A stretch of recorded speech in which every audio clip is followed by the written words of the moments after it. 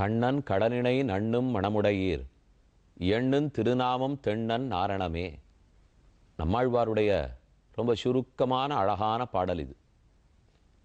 கண்ணனுடைய 2 திருவடித்தாமர்களை பற்றுங்கோள்.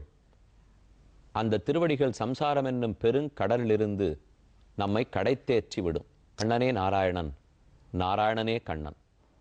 ஸ்ரீமன் நாராயணன் ஸ்ரீவைகுண்டத்திலிருந்து திருப்பார்க்கடலிலே வந்து சயனித்து அங்கிருந்து மதுரைப்புறத்திலே வந்து கண்ணனாக பிறந்தான். கம்சனுக்கு பயந்தா போலே நடித்து இக்கரையிலிருந்து யமுனையை கடந்த அக்கறைக்கு போய் கோகுலத்தில் ஆனந்தமாக வளர்ந்து வந்தான். கோகுலத்தில் அவன் திருவடி படாத இடமில்லை. விரஜபூமி முழுக்க கண்ணன் திருவடி பட்ட இடங்கள். ஆச்சின்பத குசுமமங்கிரி சரோருகந்தே ஏபேஜிரே வனஸ்பதையோ லதாவா. குரத்தாழ்வான் விசாரித்தார், அன்று உன் திருவடி பட்ட லதையாகவோ குல்பமாகவோ, அதாவது ஒரு செடியாகவோ புதராகவோ மரமாகவோ பிறக்கும் பேற்றினை நான் இழந்தேன். கண்ணன் துவாபர யுகத்திலே கோகுலத்தில் இருந்திருக்கிறச்சே அவர் எங்கெங்கெல்லாம் தளர் நடையிட்டு நடந்திருப்பாரோ, எங்கு மாடு மேய்க்கப் போயிருப்பாரோ, புல்லாங்குழல் வாசித்திருப்பாரோ, அந்த திருவடிப்பட்ட ஒரு கொடி செடி மரம் எதுவானா பிறந்திருந்தால் அப்போதே முக்தி அடைந்திருப்போம். அந்த பேற்றினை நான் இழந்து போனேன். ஆனால் பிருந்தாவனம் மம தீயஞ்ச சநாதயந்தி. அன்னைக்கு எந்த மரமோ எந்த செடியோ எந்த கொடியோ எந்த பசுமாடோ எந்த கன்றோ அதனுடைய கொள்ளு பேரனோ பேத்தியோ இன்னைக்கு இல்லாத படுமா? அதனுடைய விழுதுகளோ இன்றைக்கு இல்லாத போகுமா? பற்றி கொண்டு நான் முக்தி அடைஞ்சிட்டு போறேன் என்ன குரத்தாழ்வான் சாதிக்கிறார். அப்ப விரஜபூமியில் 84 குரோஷ் விரஜபூமின்னு சொல்லுவா. 168 மைல் 84 குரோஷங்கள். அதுல கண்ணன் திருவடி படாத இடமே கிடையாது என்று தவழ ஆரம்பித்தானோ, என்று நடக்க ஆரம்பித்தானோ, அன்னிலிருந்தே தொடங்கிட்டானா. காலேன விரஜதால்பேன கோகுலே ராமகேசவோ ஜானுபியாம் சகபாணிபியாம் ரிங்கமாணவ் விஜக்னதுஹு தாவங்கிரி யுக்மம் அனுகிருஷ்ய சரீசு பிரந்தௌ கோஷ பிரகோஷ ருச்சிரம் விரஜ கர்தமேஷு தன்னாதகிருஷ்ட மனவாசமிருத்ய லோகம் முக்த பிரபீத வதுபேய துரந்தி மாத்ரோஹோ தத்வாஸ்தனம் பிரபிபதோஹோ ஸ்மமுகம் நிரீக்ஷ்ய முக்தஸ்மிதால்ப தசனம் யயுது பிரமோதம். கண்ணன் தவழ்ந்து ஓரோரு வீட்டுக்கும் போறார். அங்க இருக்கிறதெல்லாம் இழுத்து விட்டுடுறார். அதை கண்டு கோபிகளுக்கெல்லாம் வருத்தம். இனிமே இந்த வீட்டுக்கு தவழ்ந்துட்டு வரமாட்டான். நடையிட்டு கொண்டு நீ வரவேண்டாம் போ அப்படின்னு சொன்னா கோவிச்சுட்டு கண்ணன் 2-3 நாள் அந்த வீட்டு பக்கம் போகமாட்டார். உடனே அந்த கோபிகை மெதுவா ஒத்திருக்கும் தெரியாதா போல யசோதையினுடைய வீட்டுக்கு வந்து, எங்கவும் பிள்ளையை காணும், யசோதே ஏதோ 2 நாளா பார்த்துட்டு இருந்தேன், என் வீட்டுக்கு பக்கமே வர காணுமே, எங்கேயானு கொண்டு போய் விட்டுருக்கியானா அப்படின்னு வந்து கேட்கறா. கண்ணன் உள்ளே இருந்து பார்த்து சிரிச்சுட்டு இருக்கார். இவ தானே வீட்டுக்கு வரவேண்டான்னு சொன்னா, நாம் அதனால தானே போகாது இருந்தோம்னா, எப்படியாவது உன் பிள்ளைய பார்த்தா என் வீட்டு பக்கம் வர சொன்னேன்னு சொல்லு அப்படின்னு சொல்லிட்டு போறா. வந்தா ஆபத்து எல்லாத்தையும் கொட்டி விடுறார், உடைச்சு விடுறார். வரலேன்னா மனம் பதைக்கிறது. கண்ணனுடைய முகத்தை ஒரு நாள் சேவிக்கலேன்னா கோபிகளுக்கு தாங்க முடியறதில்லை. இப்படி அனைவரும் தன் வசத்துக்குள்ளே வைத்துக்கொண்டு தன்னுடைய ஈடுபாட்டாலும் புனிசிரிப்பாலும் மோக சிரிப்பாலும் இவர்களையெல்லாம் தன்னிடத்தில் ஈடுபடுத்திண்டு கண்ணன் மெதுவே வளர்ந்து வருகிறார். சஹராமஹ விரஜஸ்திரீணாம் சிக்ரீடே ஜனயன் முதம் கிருஷ்ணஸ்ய கோப்யோ ருச்சிரம் வீக்ஷ கௌமார சாப்பலம். கண்ணனுடைய கௌமார சாப்பலம் சரியான சேட்டை. சேஷ்டிதம்னு சம்ஸ்கிருதத்திலே சேட்டை பண்ணாதே விஷமம் பண்ணாதேன்ற மூல்யோ. அந்த விஷமத்தை விட்டுட்டு அந்த ஊர்க்காரால் இருக்க முடியல. ஏன்னா அந்த விஷமம் ரொம்ப பிடிச்சிருக்கு. ஆனா விஷமத்தை பண்றதை பார்த்தா வேண்டாம், நான் இந்த பிள்ளை வரவே வேண்டாம் அப்படின்னு சொல்லலான்னு இருக்கு.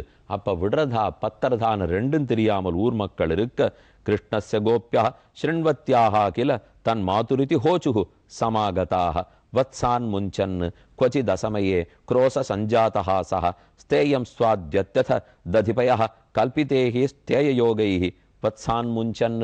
வேணும்னா ஆறானு பால் கறந்துட்டு இருக்கிறச்சே கண்ணுக்குட்டியை கட்டி வச்சுட்டு பசுமாட்டை பின்னங்கால கட்டிவிட்டு கொவளையில பால் கறப்பாளோ இல்லையோ, வேணும்னா அந்த அந்த கண்ணுக்குட்டியை போய் அவுத்து விட்டுடுறது. வத்சான் முஞ்சன்னு அது கறந்துட்டு இருக்கிற இடையனை ஓங்கி ஒரு முட்டி தள்ளிவிட்டு தானே பால் எல்லாத்தையும் குடிக்க ஆரம்பிச்சிடும். கொச்சி தசமையே குரோச சஞ்சாத்தஹா சஹா.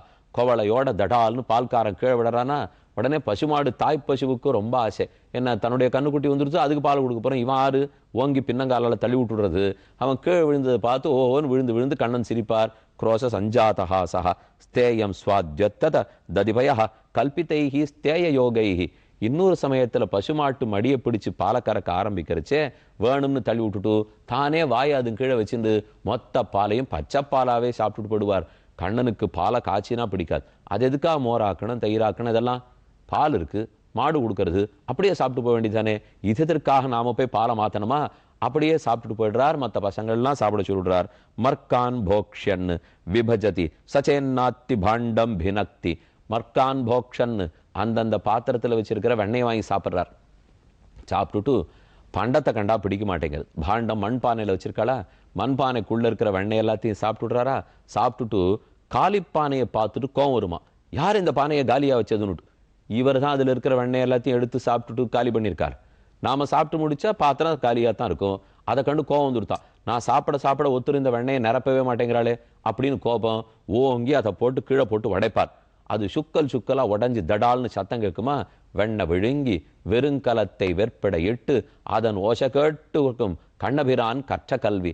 வெண்ணெயை சாப்பிட்டுட்டு வெறுங்கலத்தை வெற்பட இட்டு காலி பாத்திரத்தை கல்லுல போட்டு மோதுவரான். வெண்ணெய் முழுக்க காலியா படுத்தான்னு எனக்கு தெரியாது. ஏன்னா பாத்திரம்லாம் அவரை விட ஒசரமா இருக்கு, மண்ணு பானை. அதனால எட்டி பார்த்தா தான் அடியில வெண்ணெய் மிச்சம் இருக்கா இல்ல மொத்த சாப்பிட்டுட்டோமான்னு தெரியும். அது எப்படி தெரிஞ்சுக்கிறதுன்னு தெரியல. ஓங்கி காலார உதவிடுறார். அது கல்லுல போய் மோதி சுக்கலா உடஞ்சி போடுறது. காலி பானை உடையச்சே சத்தம் வேறையா வரும், வெண்ணெய் இருக்கிற பானை உடைஞ்சா சத்தம் வேறையா வரும். சத்தத்தை வச்சுட்டு பானை காலி ஆயிடுது அப்படின்னு தெரிஞ்சு விடுவாரான்.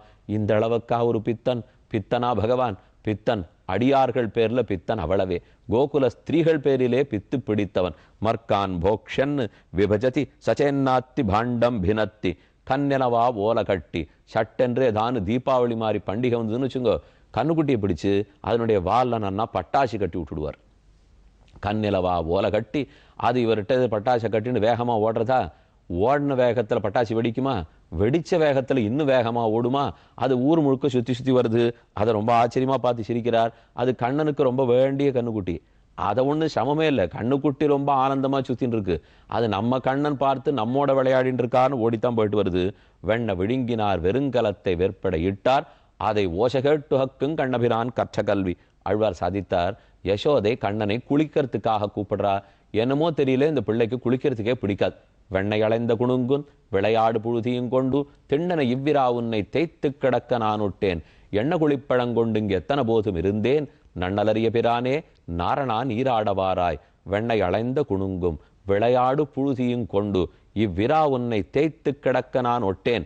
வெண்ணையெல்லாம் உடம்புல பூசின்னு இருக்கேன், புழுதி அத்தனையும் உடம்புல பூசின்னு இருக்கேன். இதை போல அழுக்கு பிள்ளையா இன்னைக்கு தூங்கறதுக்கு ஒண்ணு நான் விடமாட்டேன். என்ன பண்ணணும்னு கண்ணன் கேட்கிறார். குளிக்கணும்னு வச்சேவே மூஞ்சி ஜவஜவான்னு செவந்து போடும், பிடிக்கவே பிடிக்காது. நான் மாட்டுக்கு நிம்மதியா இருக்கேன், என்னை எதுக்கு குளிக்க சொல்றீள்? எனக்கு எதான அழுக்கா?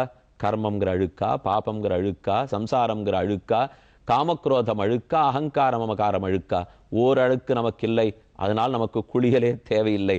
நாம குளிக்கிறோம் உடம்பழுக்கு போக, புண்ணிய நதிகளில் தீர்த்தமாடுகிறோம் ஆத்மாவின் அழுக்கான பாபங்கள் தொலைய. இது நமக்கு சரி. கண்ணன் எதுக்கு இப்ப குளிக்கணும்? மாட்டேன்னு பிடிவாதம் பிடிக்கிறார். அப்ப ஏதானு கொடுத்து குளிக்கிறதுக்கு கூப்பிடணும் இல்லையோ? அப்பங்கலந்த சிற்றுண்டி அக்காரன் பாலில் கலந்து சொப்படனான் சுட்டு வைத்தேன். உனக்கு என்னென்ன பக்ஷணம் பண்ணி வச்சிருக்கேன் பார். அப்பம் கலந்த சிற்றுண்டி, கார்த்தால டிஃபன் பண்ணியிருக்கா போல் இருக்கு. சிற்றுண்டி சிறிய உண்டி, அக்காரம் பாலில் கலந்து. கண்ணன் எப்ப சாப்பிட்டாலும் கூடவே சக்கரை போட்ட பால் சாப்பிடுவாராம். அப்பம் கலந்த அப்பம் பிடிக்கும், அதிரசம் பிடிக்கும், லட்டு பிடிக்கும், வெள்ளச்சீடை பிடிக்கும். சீடை பண்றோமே, உப்பு சீடை வெள்ளச்சீடை. வெள்ளச்சீடை பெருசா இருக்கும், அது பிடிக்கும். லட்டு பிடிக்கும். வடக்கெல்லாம் போனீங்கன்னா லட்டு கோபால் லட்டு கோபால் அப்படின்னு கண்ணனுடைய ஒரு திருமேனி வடிவத்துக்கே லட்டு கோபால்னே பேர் கொடுத்துருக்கா. அப்ப லட்டு பிடிக்கும். அதே போல பெரிய லட்டுவத்தோட சீடை பிடிக்கும். சீடையோட தட்டை, முறுக்கு, மனகொம்பு, தேங்குடல், உப்பு பண்டம் ரொம்ப பிடித்தம் கிடையாது. அவர் பிடித்ததே இனிப்பு பண்டம் மட்டும்தான். அதே போல திரட்டுப்பால் ரொம்ப பிடிக்கும். 10 படி பாலை ஏத்தி நன்னா சுண்ட காய்ச்சி அரைப்படியா இருந்ததுன்னா இதுதானே வேணும். அதை எடுத்து சாப்பிட்டுடுறார். வெண்ணையை சாப்பிட்றாரே, வெறும் பாத்திரத்தை போட்டு உடைச்சுடுறாருன்னா அதுக்கு அழகான கருத்துண்டு. எப்படி ஒரு ஜீவாத்மாவை மட்டும் வைகுண்டத்துக்கு அழைச்சின்னு போயிட்டு இந்த சரீரத்தை இங்கேயே தள்ளிட்டு போடுறாரோ இல்லையோ? சரீரத்தோட உடம்போடைய ஆத்மா வைகுந்தத்துக்கு அழைச்சின்னு போறார். நோபஜனம் ஸ்மரன் நிதன் சரீரம்னுட்டு சரீரத்தை தள்ளுறார். அதுதான் வெண்ணெய் சாப்பிட்ட பாத்திரத்தை தள்ளி விட்டுட்டா போலே. வெண்ணையை மட்டும் எடுத்துன்னு விடுறாரா? அதை போல வெண்ணையாட்டம் ஆத்மாவை எடுத்துக்கிறார். திரட்டு பாலை மட்டும் எடுத்துக்கிறாரா? பால்ல இருக்கிற தண்ணீர் அத்தனையும் தள்ளிட்டு சொண்ட காய்ச்சின பால் தானே திரட்டு பாலாருது, அதை எடுத்துக்கிறார். அப்பங்கலந்த சிற்றுண்டி அக்காரம் பாலில் கலந்து சொப்படனான் சுட்டு வைத்தேன். சோத்தம்பிரான் இங்கே வாராய். கண்ணனே வா, குளிச்சுட்டு போங்கிறார். கண்ணன் பதில் சொல்றார். குளிச்சுட்டு வந்ததை விட குளிக்காமல் இருக்கிறனா அழகாக இருக்கேனா இல்லையா? நீ கொஞ்சம் நியாயத்தை பார்த்து சொல்லேன். என் உடம்போ கருப்பு, அதில் புழுதி அலைஞ்சிட்டு வந்திருக்கேன், மொத்தமும் தங்கப்பொடி ஆட்டம் என் கருப்பு உடம்புல ஒட்டின்னு இருக்கு. கருப்பு உடம்புக்கு தங்கப்பொடி போட்டால் அதுவும் என்ன ஃப்ரீ ஆஃப் காஸ்ட், விலையே கிடையாது இல்லையோ? ஏன்னா தங்கப்பொடி வெறும் மண் எடுத்து உடுத்தின்னு இருக்கார். இதே இன்னைக்கு போய் தங்கம் வாங்கணும்னா நடக்குமா? அப்போ பெருமானே இருளன்ன மாமேனி வண்ணன், அவன் திருமேனி முழுக்க செம்பொடி தூவப்பட்டிருக்கு. நான் இன்னும் நன்னாத்தானே இருக்கேன், தலைமயிரெலாம் எப்படி செம்பட்டையாயிருக்குப்பார், எல்லாம் அழகு, அதனால் நான் குளிக்கிறதே தேவையில்லை என்று கண்ணன் கூறுவராம்.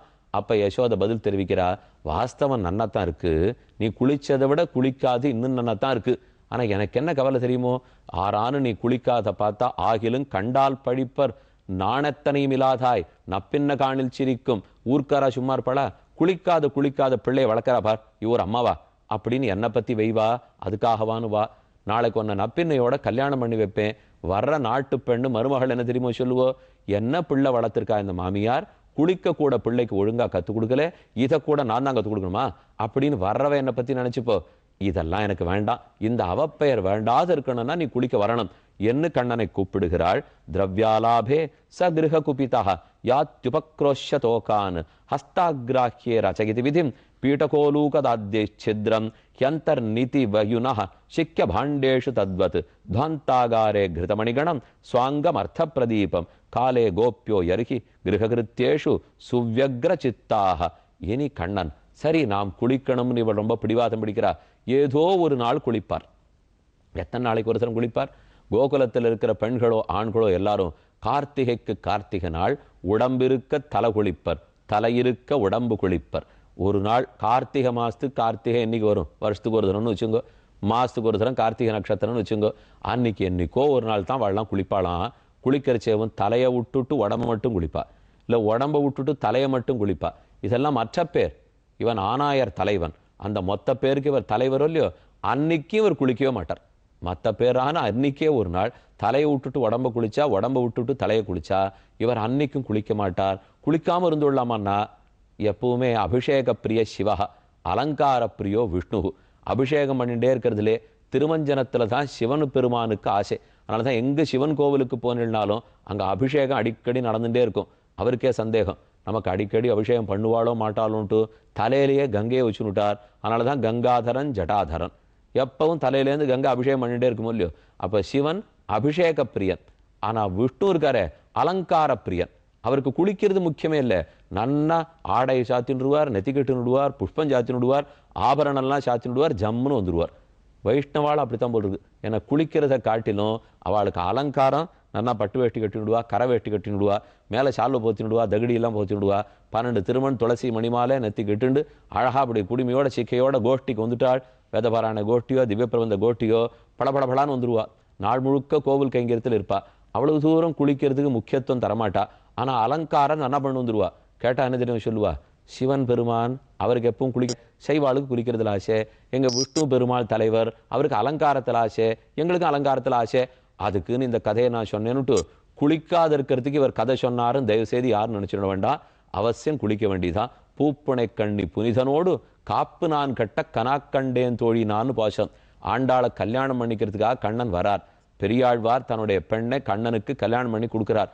பெரியாழ்வார் பெரிய அந்தணர், ஆச்சார அனுஷ்டானம் இனிமே மிச்சமில்லை. ஒரு நாளைக்கு 3 தடவை குளிக்கிறவர். அவருக்கு இப்போ மருமக பிள்ளை வரப்போறார். வருஷத்துக்கு ஒரு தரம் கூட குளிச்சது கிடையாது. இருந்தாலும் கண்ணனுக்கு ஒரு பயமா, எங்கேயான இந்த மாமனார் இந்த பிள்ளைக்கு குளிக்கிற ஆச்சாரம் கூட இல்லை, இதுக்கு எதுக்கு பொண்ணை கொடுக்கணும்னு ஆண்டாளை கல்யாணம் பண்ணி கொடுக்க மாட்டேன்னு விட்டார்னா. அதனாலே ரொம்ப புனிதனா வந்தான் கண்ணன்னு நாச்சியார் திருமொழி பாசுரம் பெரியவாச்சன வியாக்கியானத்தில் சொல்றார். என்ன பெரிய புனிதன் தெரியுமோ, அன்னைக்கு ஒரே ஒரு நாள் குளிச்சுட்டு வந்தார். இதுதான் கண்ணனுக்கு இருக்கிற பெரிய ஆச்சார அனுஷ்டானமா. அவர் குளிக்கணுமான்னா தேவையே இருக்கலையோ இல்லையோ. அதனால தான் யசோதை அழைத்தாள், குளிக்கவா. கண்ணனும் குளிக்க வந்தார். ஆடை அலங்காரங்கள்லாம் புனைந்து கொள்ளுகிறார். இத்தனை எதுக்காக பண்ணிக்கிறார்னா, பகல் வேளையிலே நந்தகோபன் குமரனாய், யசோதை இளம் சிங்கமாய் சொன்ன பேச்சை கேட்டுன்னு இருக்கிற பிள்ளையா இருந்துருவர். ராத்திரி வந்துடுத்தோ, மாலை பொழுது வந்துடுத்தோ, அப்படி எந்தெந்த வீடுன்னு பகலில் பார்த்து வச்சிருப்பார். இந்த வீட்டில் இன்னைக்கு திருட்டு, அடுத்த வீட்டில் அங்கே திருட்டு அப்படின்னு ஏற்பாடு பண்ணி வச்சிருக்கார். கண்ணன் புறப்பட்டுட்டார். இனி ஓரொரு வீடா வரப்போறார். ஆங்காங்கு வெண்ணையை திருட போறார். அவாவா வெண்ணையும் பாலையும் தயிரையும் ஜாகிரதையா பார்த்து வச்சுங்கோ.